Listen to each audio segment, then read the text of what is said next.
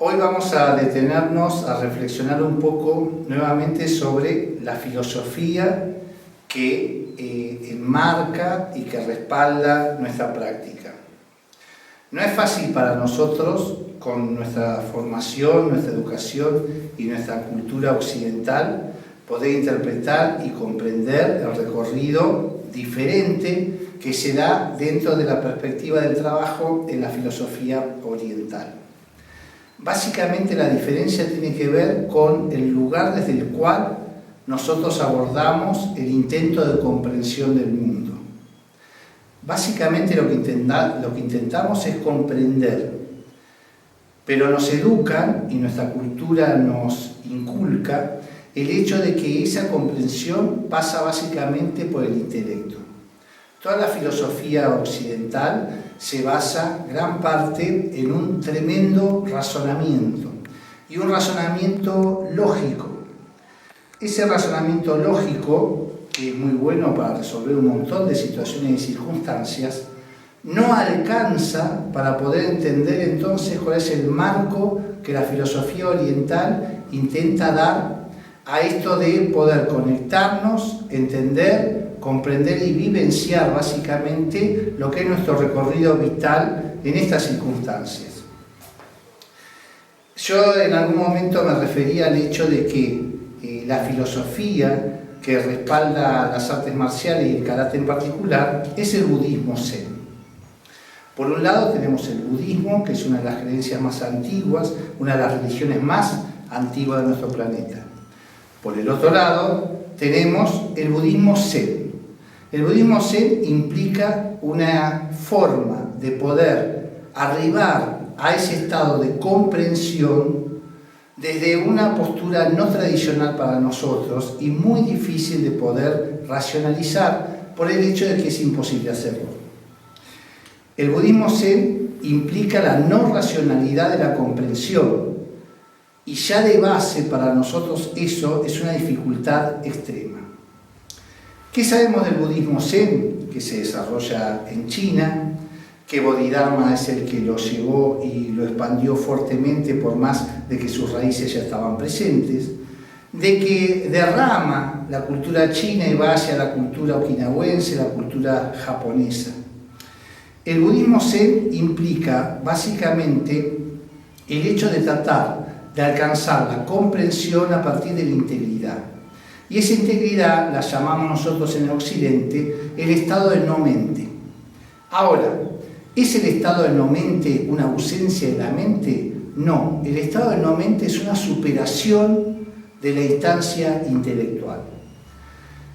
Un ejemplo de las herramientas de desestructuración con la que los monjes del budismo zen, aún hoy y presentes, intentan lograr o disparar dentro del espíritu del discípulo esa comprensión, esa apertura, esa mirada, tiene que ver con ciertas herramientas que son los koan. Los koan son pequeñas situaciones, circunstancias, frases que nos llaman la atención sobre algo, sobre una pregunta a la cual no debemos tratar de responder desde lo racional. Es sumamente común que cuando nosotros por práctica, por tradición o por historia o por imitación utilizamos estas herramientas, los koan en nuestras clases, les proponemos a nuestros alumnos el ejercicio de pensarlos, de interpretarlos, caemos en el error del análisis. Los koan no se analizan. Los koan son preguntas que no necesitan una respuesta. Los koan son disparadores de ciertos mecanismos internos de comprensión que van mucho más allá del intelecto, que reúnen estas tres fuerzas de la mente, del espíritu y del cuerpo en una integridad más global, más holística, que nos permite entonces ver. Sería como poder pasar de mirar a ver. ¿Cuándo nos encontramos nosotros con esa comprensión? En cualquier circunstancia posible, en cualquier situación, o tal vez nunca. Y entonces nos ponemos a pensar y a reflexionar. ¿Qué es lo que buscamos cuando vamos a un dojo? ¿Qué es lo que buscamos atrás del arte y de la práctica? Algunos no buscan nada más que eso, la práctica, y está bien.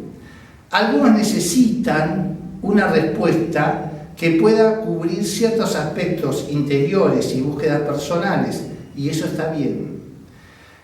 Algunos intentan poder descubrir a través de la racionalidad del arte las respuestas que necesitan, y eso no va a ser posible. El karate podríamos definirlo como un estado de concentración y de meditación activa. Cuando yo practico, cuando yo hago Quijón, cuando yo trabajo reiteradamente un movimiento, cuando entro en estado de práctica, en estado de karate, hay un momento donde dejo de pensar. En ese momento es cuando mis canales de comunicación se abren. En ese momento puedo lograr la comprensión de algo desde una perspectiva mucho más integradora que la del razonamiento del pensamiento normal. Es sumamente común que tratemos entonces de dar respuestas a las koanes o a las anécdotas o a los mondos o a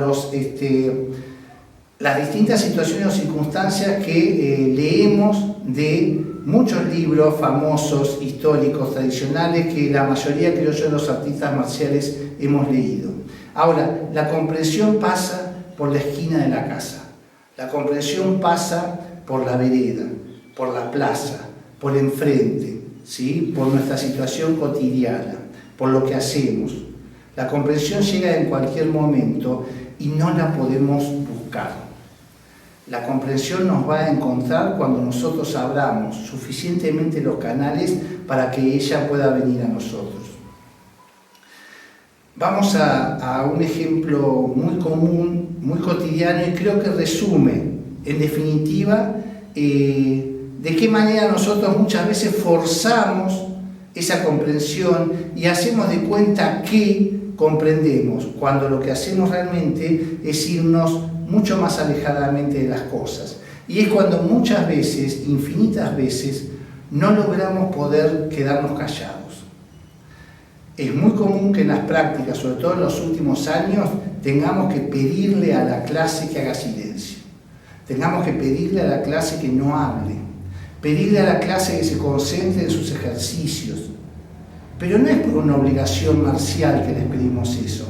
Le estamos pidiendo eso para que puedan realmente concentrarse, para que puedan poner foco, para que puedan realizar una introspección que les permite encontrarse con parte de sí mismos, que si no paramos el permanente alboroto, no podemos encontrarnos. Vamos a un ejemplo entonces con un pequeño relato zen. El relato se llama La disciplina del silencio.